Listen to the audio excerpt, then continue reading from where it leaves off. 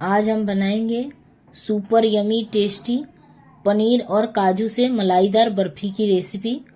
खाने में तो बहुत ही टेस्टी लगती है। अगर आज की मेरी ये पनीर और काजू की मलाईदार बर्फी आपको पसंद आए तो एक बार आप इस रेसिपी को बनाकर जरूर से ट्राई कीजिएगा और मुझे कमेंट करके बताइएगा कि आज की हमारी ये मलाईदार पनीर और काजू की बर्फी आपको कैसी लगी। तो चलिए हम बर्फी बनाना शुरू करते हैं।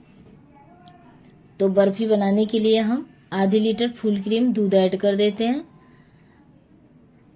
अब हम गैस का फ्लेम मीडियम रखेंगे। मीडियम फ्लेम पे हम दूध को बराबर चलाते हुए दूध को तब तक पकाएंगे जब तक कि दूध पककर आधा ना हो जाए, तब तक हमें दूध को पकाना है। तो जब तक दूध हमारा पक रहा है तब तक हम आगे की प्रोसेस को देख लेते हैं। तो हम एक ग्राइंडिंग जार लेंगे। जार में हम मैंने 1 कटोरी काजू लिया है, काजू को ऐड कर देते हैं। आधी कटोरी मैंने मगज सीड्स लिया है, ऐड कर देते हैं। तो मगज सीड्स बिल्कुल ऑप्शनल है, अगर आपके पास है तो आप ऐड कर सकते हैं, नहीं तो आप इसे स्किप कर दीजिएगा। अब इसमें हम आधी चम्मच इलायची पाउडर ऐड कर देते हैं, या फिर आप फ्रेश इलायची भी ऐड करके हम इसको ग्राइंड कर लेते हैं। तो मैंने इसको ग्राइंड कर लिया है। अब इसको हम किसी बर्तन में इसे निकाल लेते हैं। अब इसको हम साइड में रख देते हैं। अब हम फिर से ग्राइंडिंग जार लेंगे। जार में हम मैंने 250 ग्राम पनीर लिया है। तो पनीर को हम हाथों से इस तरीके से क्रम्बल करके हम ऐड कर देते हैं। तो इस तरीके से हम पनीर को हाथों से क्रम्बल करके ऐड कर देंगे। अब इसका हम ढक्कन लगाकर इसको हम पल्स मोड पे इसको हम ग्राइंड कर लेते हैं। तो हमें ध्यान रखना है कि मिक्सी को बंद चालू करके इसे हम ग्राइंड करेंगे। तो मैंने इसको ग्राइंड कर लिया है। आप देख सकते हैं ये कितने मक्खन मलाईदार की तरह पनीर हमारा हो चुका है। अब इसको हम प्लेट में निकाल लेते हैं।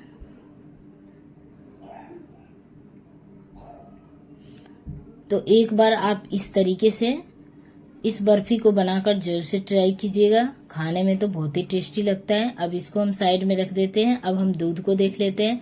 तो दूध को पकाते हुए 7 से 8 मिनट हो चुके हैं। दूध पककर आधा हो चुका है। तब हम इस स्टेज पे 1 कप के करीब हम इसमें चीनी ऐड कर देते हैं। तो चीनी आप अपने मीठे के अनुसार कम ज्यादा कर सकते हैं। अब गैस का फ्लेम हमें मीडियम ही रखना है। मीडियम फ्लेम पे हम इसको इस तरीके से बराबर चलाते हुए हम चीनी को मेल्ट होने तक दूध को और पका लेते हैं। तो चीनी अच्छे से मेल्ट हो चुका है। तो जो हमने काजू और मगज के सीड्स को पीस कर रखा था हम उसको इसमें ऐड कर देते हैं। तो हम इसमें थोड़ा थोड़ा ऐड करते जाएंगे और इसको हम मिक्स करते जाएंगे। गैस का फ्लेम हम यहाँ पे लो कर देंगे। इसको हम मिक्स करने के बाद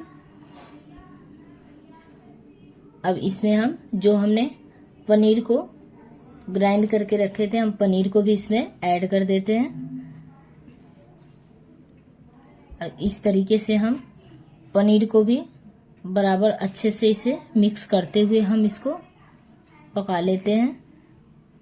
तो अब हम गैस का फ्लेम मीडियम कर देंगे। अब मीडियम फ्लेम पे इसको हम इस तरीके से बराबर चलाते हुए हम इसको तब तक पकाएंगे जब तक कि ये डो के फॉर्म में ना जाए। अब इसमें हम आधी कटोरी डेसिकेटेड कोकोनट ऐड कर देते हैं, जिसको हम गोले का बुरादा भी बोलते हैं। अब इसको हम मिक्स कर लेते हैं। तो हमें इसको तब तक पकाने हैं जब तक कि ये बाइंडिंग के फॉर्म में ना जाए, तब तक हमें इसे बराबर चलाते हुए इसको पका लेना है। तो आप देख सकते हैं ये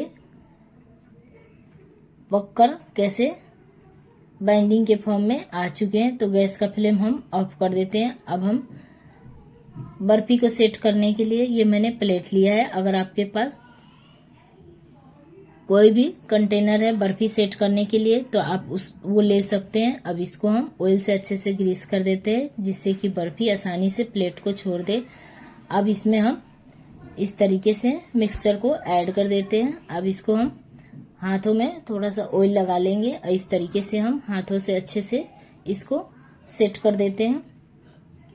तो इस तरीके से हम इसको अच्छे से पहले हाथों से सेट करेंगे, फिर उसके बाद हम इसको इस तरीके से चम्मच से इसको हम अच्छे से चिकना करते हुए सेट कर देते हैं।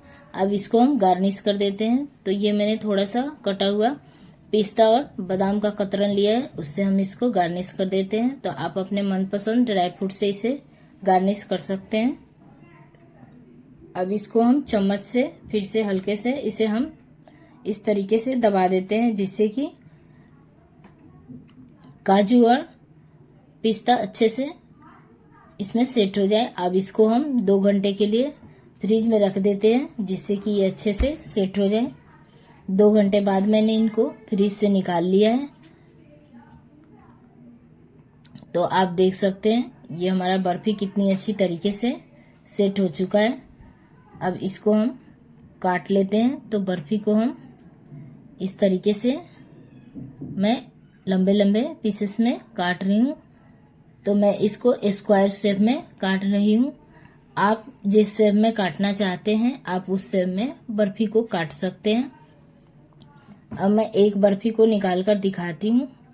तो आप देख सकते हैं ये हमारी कितनी अच्छी तरीके से पनीर और काजू की मलाईदार बर्फी बनकर रेडी हो चुकी है।